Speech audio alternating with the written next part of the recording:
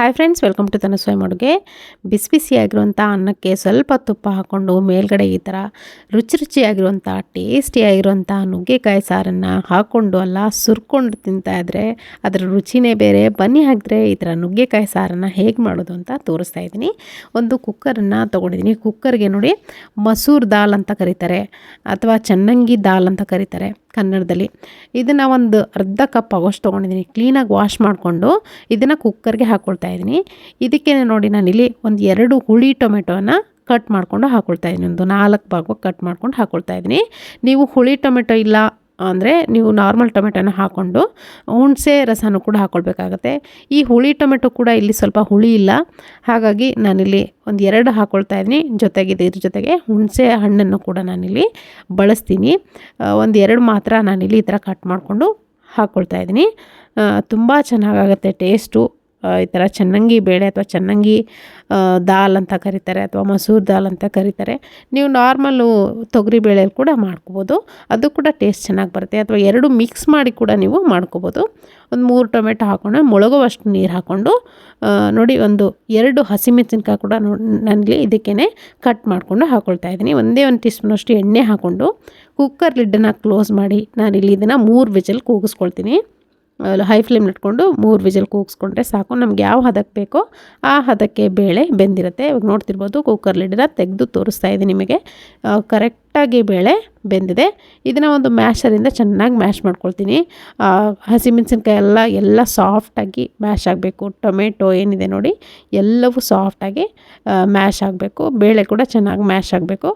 ಅಷ್ಟು ನೀವು ಮ್ಯಾಶ್ ಮಾಡ್ಕೊಂಡ್ರೆ ಆಯಿತು. ಇವಾಗ ಇದಾಗಿದೆ. ಇದನ್ನು ಸೈಡಲ್ಲಿ ಎತ್ತಿಟ್ಕೊಂಡು ಒಂದು ಪಾತ್ರೆ ಬಿಸಿ ಇಟ್ಕೊಂಡಿದ್ದೀನಿ. ಇದಕ್ಕೆ 2 ಸ್ಪೂನ್ ಆಗೋಷ್ಟು ಎಣ್ಣೆಯನ್ನು ಹಾಕ್ಕೊಂಡಿದ್ದೀನಿ. ಎಣ್ಣೆ ಚೆನ್ನಾಗಿ ಕಾದಾದಮೇಲೆ ಸಾಸಿವೆ ಜೀರಿಗೆ 1 ಟೀ ಸ್ಪೂನಷ್ಟು, 1 ಗೆಡ್ಡೆ ಬೆಳ್ಳುಳ್ಳಿನ ನಾನು ಜಜ್ಜಿ ಹಾಕ್ಕೊಳ್ತಾ ಇದ್ದೀನಿ. ಜೊತೆಗೆ 1 ಒಣಮೆಣಸಿನ್ಕಾಯಿ ಕೂಡ ಕಟ್ ಮಾಡ್ಕೊಂಡು ಹಾಕ್ಕೊಂಡಿದ್ದೀನಿ.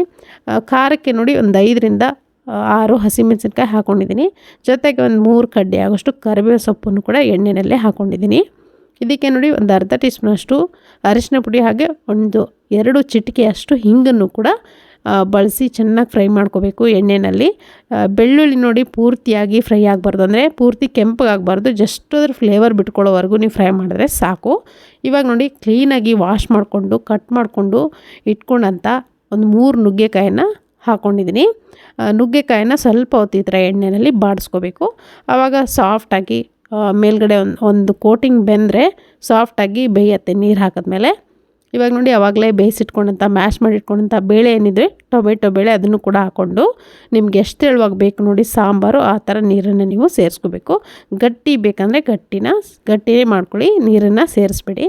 ಇವಾಗ ನಾನಿಲ್ಲಿ ನೋಡಿ ಚೆನ್ನಾಗಿ ಮಿಕ್ಸ್ ಮಾಡ್ಕೋಬೇಕು. ಚೆನ್ನಾಗಿ ಮಿಕ್ಸ್ ಮಾಡ್ಕೊಂಡಾದ್ಮೇಲೆ ಇದಕ್ಕೆ ಇವಾಗ ಒಂದೇ 1 ಟೀ ಸ್ಪೂನ್ ಆಗೋಷ್ಟು ಬೆಲ್ಲವನ್ನು ಕೂಡ ಹಾಕ್ಕೊಂಡಿದ್ದೀನಿ. ಪುಡಿ ಬೆಲ್ಲ ಬಳಸ್ತೀನಿ ನಾನು, ಹಾಗಾಗಿ ಪುಡಿ ಬೆಲ್ಲ ಹಾಕ್ಕೊಂಡಿದ್ದೀನಿ. ಸ್ವಲ್ಪ ಕೊತ್ತಂಬರಿ ಸೊಪ್ಪು, ಹಾಗೆ ಒಂದು ನಿಂಬೆಹಣ್ಣು ಗಾತ್ರದಷ್ಟು ಹುಣಸೆ ಹಣ್ಣಿನ ರಸವನ್ನು ಕೂಡ ನಾನಿಲ್ಲಿ ಹಾಕ್ಕೊಂಡಿದ್ದೀನಿ.